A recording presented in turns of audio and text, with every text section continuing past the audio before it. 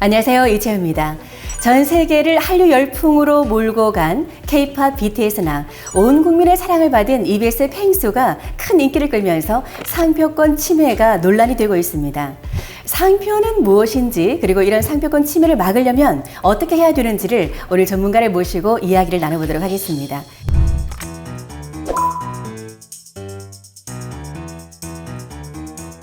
네, 안녕하세요. 네. 반갑습니다. 반갑습니다. 변호사님, 오늘 정말 궁금한 게 많은데요. 상표, 브랜드 이렇게 얘기를 참 많이 하는데 상표는 정확히 또 무엇인지, 브랜드는 또 어떻게 설명이 되어질 수 있는지 궁금하거든요. 여기 정의부터 말씀을 해주실까요? 네.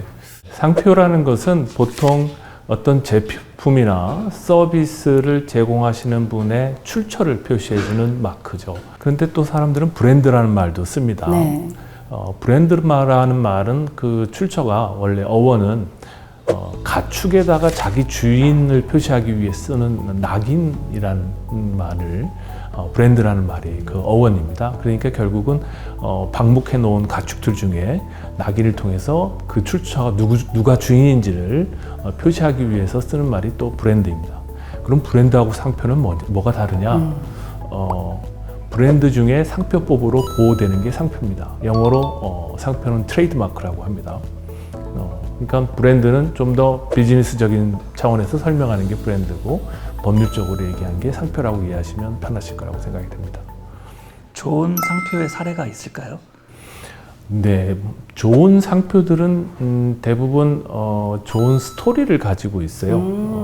왜냐하면 상표라는 것은 어떤 제품의 출처를 나타내는 것이기도 하지만 동시에 그 제품의 특성이나 그 제품의 매력적인 부분을 어필할 수 있도록 상징화해서 표현할 수 있는 것이 좋은 상표거든요. 예를 들자면은 우리 던킨 도너스라고 길거리 가다 보면 커피와 도너스를 파는 가게를 많이 보셨을 거예요. 그 던킨 도너스라는 상표의 어원은 원래 미국의 한 여배우가 커피를 먹다가 커피하고 도너스를 같이 먹다가 도너스를 커피에 떨어뜨렸대요. 네. 근데 그 떨어진 커피에 떨어진 도너츠를 꺼내서 먹어봤더니 굉장히 맛있더라는 얘기죠. 그래서 도너스하고 커피를 같이 팔면 이게 맛있겠구나 라고 시작을 하면서 그 상표의 이름을 도너츠가 커피 안에 덩크인 들어갔다고 해서 덩킨이라는 상표를 만들었다고 합니다. 그래서 이걸 통해서 우리는 저 브랜드는 커피와 도너스의 조합, 이렇게 해서 맛있게 사는 제품이구나 라는 걸 우리가 알 수가 있고, 그런 부분에서 제품을 어필하는 효력이 있죠. 또 다른 예를 든다면 우리가 잘 아는 스포츠 브랜드 나이키는 원래 기원전 2세기경에 만든 조각상이 그리스의 한 로도스 섬에서 발견이 됩니다. 그리고 지금 루브르 박물관의 중앙계단에 장식이 되어 있는 조각상이 있는데, 인류가 만든 조각상 중에 가장 아름다운 날개를 가진 조각상이라는 말을 듣습니다. 이 조각상이 승리의 여신 니케를 형상화한 것이라고 하는데요. 나이키의 브랜드는 그 승리의 여신의 날개, 그리고 승리의 여신 니케를 나이키라는 이름으로 형상화한 브랜드입니다. 그래서 우리가 나이키가 무슨 뜻인지 몰랐지만 이렇게 이 유래를 알고 나서 보니까 승리의 여신을 형상화한 것이구나. 그래서 스포츠 브랜드로서의 승리를, 왠지 그걸 입으면 승리할 것 같은 그런 암시를 가지고 있기 때문에 좋은 브랜드라고 할 수 있을 것 같습니다.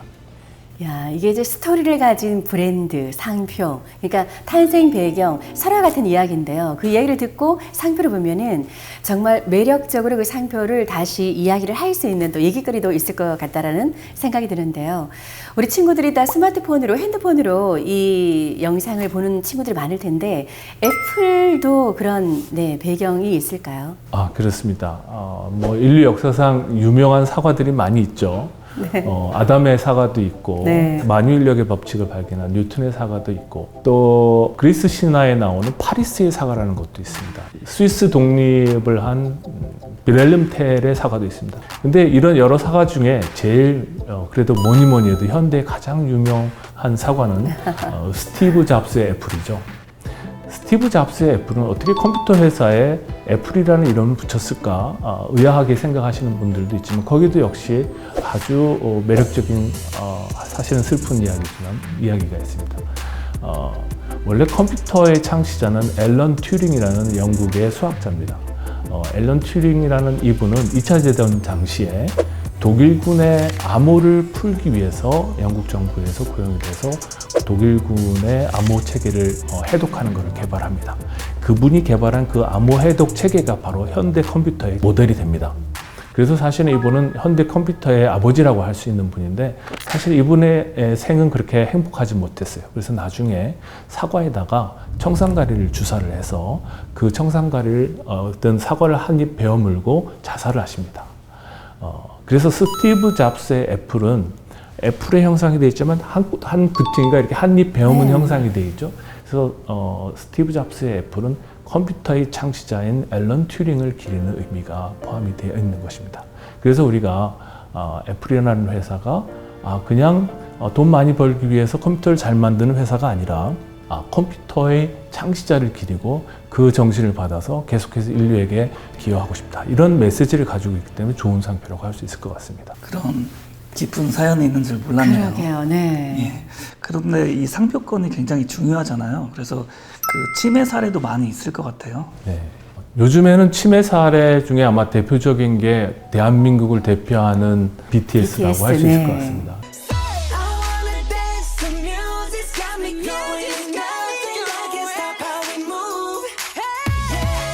유명해지면 그 유명한 연예인의 이름만으로도 엄청난 구매력을 확보를 합니다. 그렇죠. 그래서 아마 BTS의 이름이 들어간 옷이라든지 신발이라든지 여러 가지 뭐 액세서리나 그런 것들이 다 이제 BTS의 상표권을 가지고 이제 부착이 돼서 팔리는 제품들인데 워낙 인기가 높고 수요가 많다 보니까 아마 짝퉁도 많이 유통이 되고 있는 것으로 이렇게 알고 있습니다. 네. 먼저 상표로서의 등록 요건 중에는 이런 것이 있어요. 먼저 등록된 것 중에 비슷한 게 있으면 안 된다라는 거는 먼저 아실 것 같고, 두 번째는 그 상표가 그 제품의 특징을 그냥 설명하고 있는 그런 거라면 상표로서의 식별력이 없다라는 말을 많이 씁니다. 무슨 뜻이냐면 맛있는 빵이라고 표현해서 누가 상표를 내면 그 사람이 상표권에 대한 독점권을 가지게 되죠. 그러면 맛있는 빵이라는 말을 다른 사람들은 못 쓰게 되잖아요.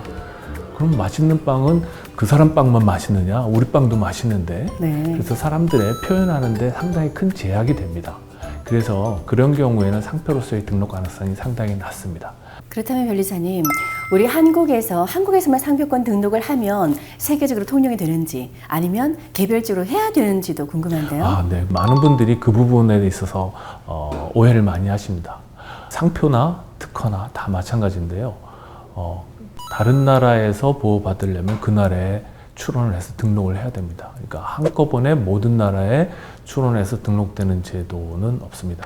나라마다 하기 너무 힘들잖아요. 네. 그래서 나라마다 등록해야 되는 건 똑같은데 출원 절차를 간소화해 놓은 것은 있습니다.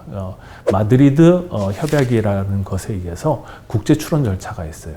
실질적으로 중국에서 우리나라의 상표를 그렇게 조금 도용을 해서 상표권을 우선 확보하는 이런 사례가 많은 걸로 들었는데요. 네.